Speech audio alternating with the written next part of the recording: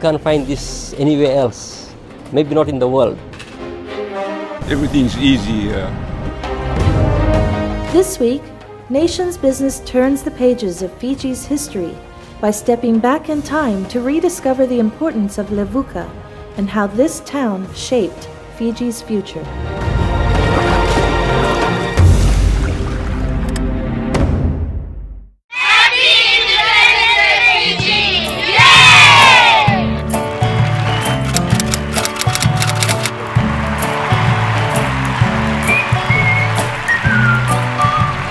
As the nation celebrates 43 years of independence, many remember the events that took place at Albert Park on October 10, 1970.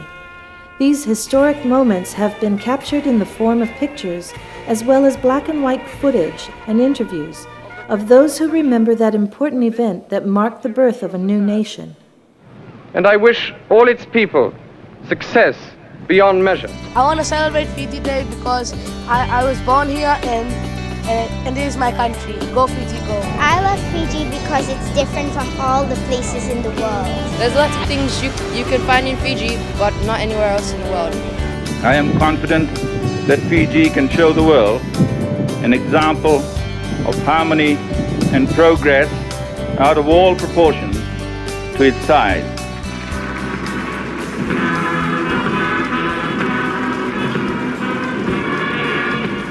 Let us be proud as Fijians and celebrate this Independence Day as one nation.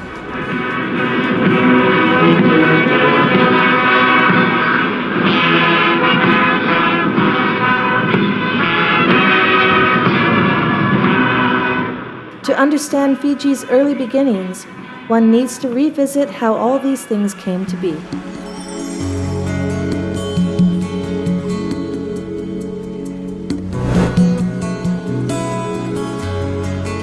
Founded in 1820 by European settlers and traders, as the first modern town in Fiji, Levuka became an important port and trading post for traders, missionaries, shipwrights, speculators, and wanderers.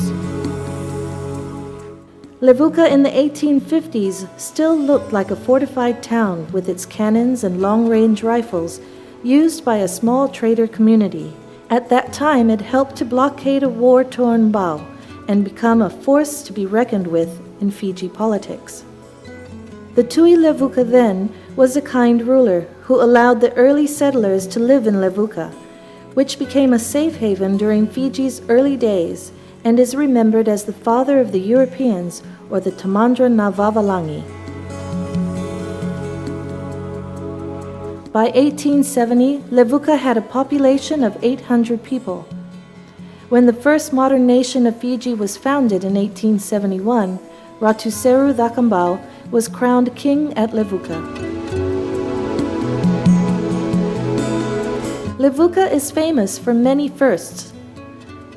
It was the first site of Fiji's first bank, post office, school, private members club, hospital, town hall, and municipal government.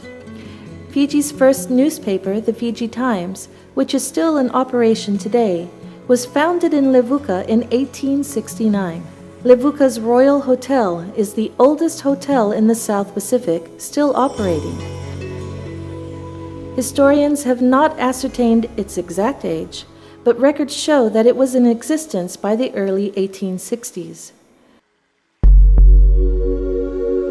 Levuka Public School opened in 1879, was the first public school in Fiji, and many of Fiji's leaders in the years leading up to and following independence in 1970 were educated there.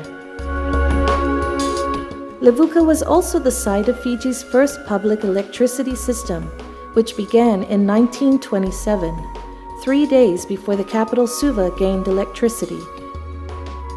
When Fiji was ceded to Britain in 1874, this meant that the governing of the Fiji Islands was officially transferred to Queen Victoria.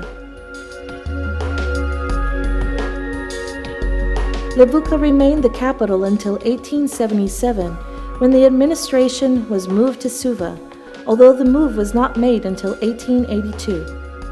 The move was due to concerns that there was no room for expansion.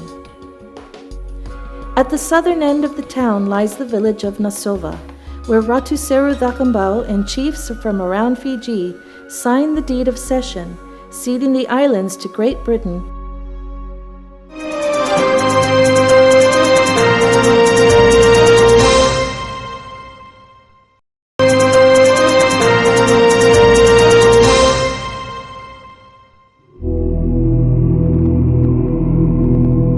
From its rich historical past, Levuka has also been the final resting place of the early settlers, made up of missionaries, blackbirders, traders, and explorers, Freemasons, and people of all walks of life.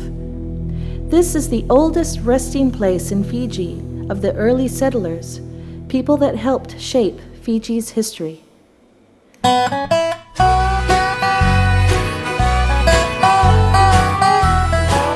Nations Business traveled with the provincial administrator of Levuka, Kelepi Kumbunamedha, who took the team on a historical site visit around the island of Ovalau.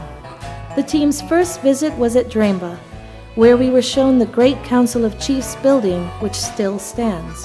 This is the original Dremba, the first Dremba Great Council of Chiefs foundation building. Traveling to Nasova, we were shown the official residence of Fiji's first Governor General, Sir Arthur Gordon. Next to his house was also Fiji's first Parliament House, and believe it or not, has the first ever flagpole for the Fiji group. Before the capital was moved to Suva in 1877, after 7 years of the running of this place, normally guarded by the police. This small ground, the first police parade in the history of Fiji, usually done here. This is where they parade, and they normally guard this area. This was also the original site where session had taken place. What sets Levuka apart from the rest of Fiji is the unique architectural designs of its buildings, which have withstood the test of time and is a reminder of Fiji's rich past.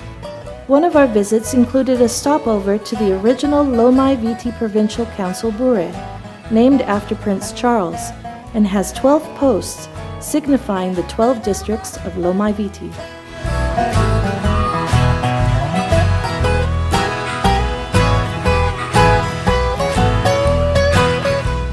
The Levuka Community Center, which houses a branch of the Fiji Museum, a public library, occupies a renovated store built in 1878 by Morris Hedstrom and Company, a trading company established in Levuka's early days and is still in business in Fiji. Morris Hedstrom gave the building to the National Trust of Fiji in 1980. The trip to the museum offered an educational as well as informative insight to Levuka's heydays, a time when boxing matches were renowned in these parts of Lomai Viti Group, where the much sought-after Marchington Belt was contested for. Our historical pieces of interest also showed how citizens of Levuka fought for peace in the First and Second World War.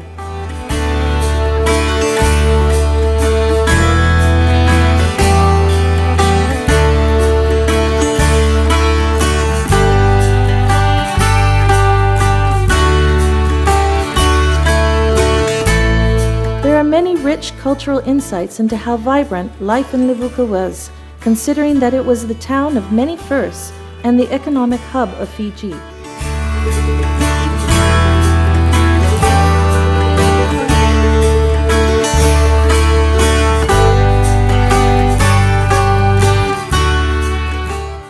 From this breathtaking scenery of the island of Ovalau, we also sighted Fiji's first war memorial, which was erected to remember those that served in the wars.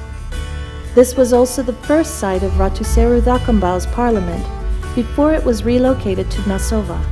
When Thakambau declared himself as the king of Fiji or the Tibiti, it was declared here with his parliament, with a monument.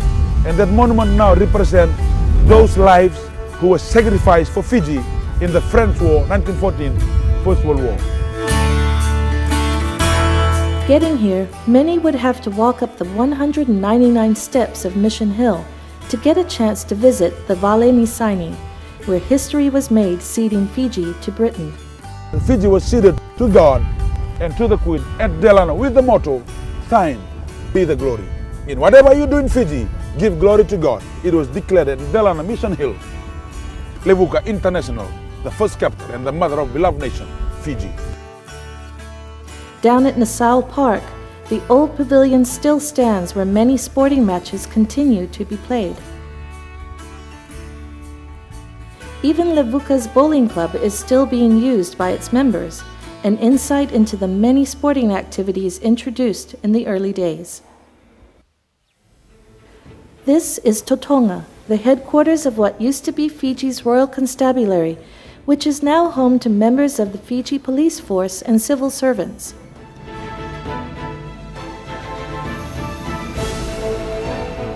Up ahead, we visited two of the oldest operating hotels in Fiji, which are the 125-year-old Royal Hotel and the Levuka Hotel. Levuka's market was also a site where slave traders would buy and sell slaves during the height of the blackbirding period.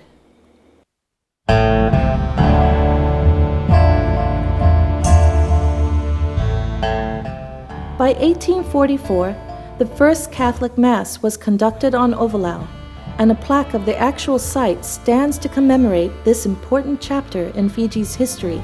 That is the first Mass conducted by the first Catholic missionaries who devoted his life despite so many hurricanes faced at sea. This is the place where he entered and says first prayer, the first in the name of the Father, the Son, and the Holy Spirit. Amen. This is the first place where that word was pronounced. The plaque stands just beside the village of Levuka, which is on the northern end of the chiefly village, while the Methodist Church sits on the southern side of the village. Two denominations existing side by side in Levuka, which was also allowed by the Tui Levuka. When Fiji was ceded to Great Britain, they entered the Levuka Village Church, prayed there, ceded Fiji to God and to the Queen. Our journey by boat with the provincial administrator allowed us to sight St. John's College in the Wadi, a school built by the French Catholic priests to assist and educate Fijians.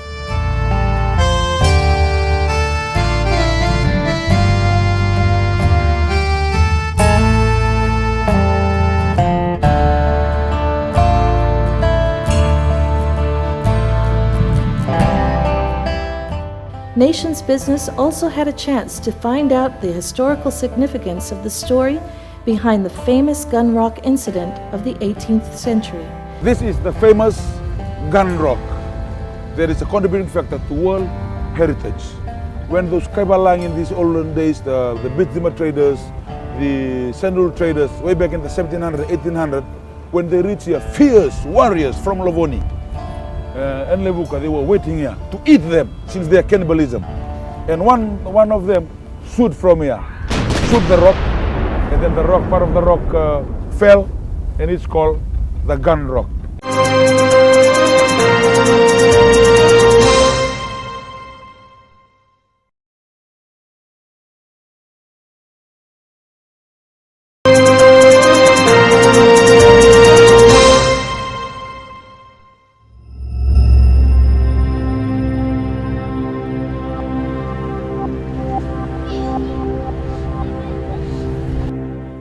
With Levuka declared a World Heritage Site, this has added more value to the town. We are so glad that Levuka has become heritage. That's what we need, is more promotion, so the people will be aware about our town. As a small boy, I grew up here, and most of the buildings are same. We are the same old owners, and I love this place. And the business sometimes go up and down, but I have committed myself to stay here. Levuka is also protected under the World Heritage Decree. Much of the renovation works on the old buildings around the town will be managed by the Fiji World Heritage Council, the Levuka Town Council, and the Director for Town and Country Planning. The work on Levuka Town Council has been going on for the last 20 years or so. It's been a combination of a community effort together with the the consultants that were here, and also the heritage agencies that were also involved. Firstly, the museum, and then the National Trust, and finally the Department of National Heritage and Culture. Every new building that comes up now, we will have to discuss it amongst ourselves as a group of heritage agencies.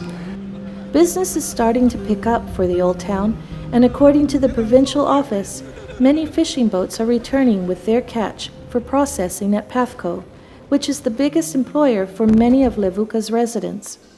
In the last 2 weekends, our homestays and hotels have just been booked out, to the extent that we've had to house some of our visitors in the halls and the schools.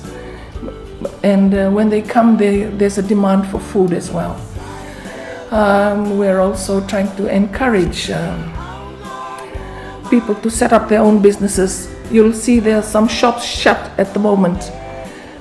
This week we've had 2 calls by the shop owners themselves who work for a living in Suva, with the idea of wanting to come back and reopen the business, which is also a plus for us. We have to be thankful for what the government has given to Levuka over the years, particularly in the last 2 years, in which budget has been provided for the infrastructure. The drainage system, as you can see, has now been updated, has been cleaned up. Some of the footpaths are being repaired, and you can see a lot of the manholes are also being repaired, albeit they continue to be damaged time and again. But the repairs are continually being conducted depending on the availability of funds that come to Levuka Town Council. With the declaration of the heritage site, the onus is to convince people to preserve and conserve this part of their lives, as this is what defines Fiji's identity. What we could do, we could like to see more visitors come in, especially from around the country, around Fiji, as well as overseas. This in itself will provide employment to the people here, and then stem the flow of people leaving the island and going over to the mainland to go and work. So it could provide a lot of employment to the villages around the island. There's a lot of history even in the villages, in Lavoni, the fortifications around the island, and there's also a talk of having an eco-museum.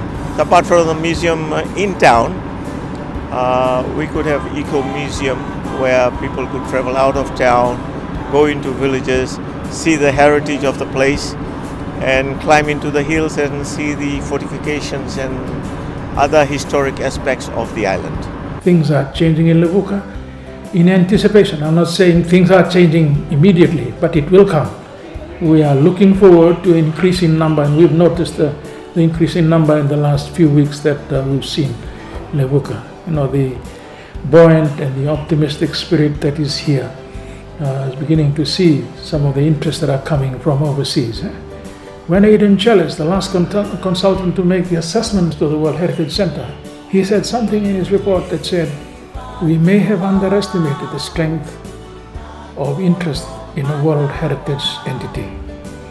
And this is something that we are beginning to see change. The interest is not only coming from overseas, it's also coming from the domestic community as well. So our tourism is not only confined to the tourists that are coming. We have to first of all learn to address our very own people. And through the teaching of a curriculum, the improvement in the curriculum through schools, and what the Ministry of Education is doing, we will be able to get more and more interest in Levuka. Levuka will always hold a special place in Fiji's history, a chapter which provided for the growth of modern Fiji, paving the way forward as an example of how a society managed to work and live together despite their differences.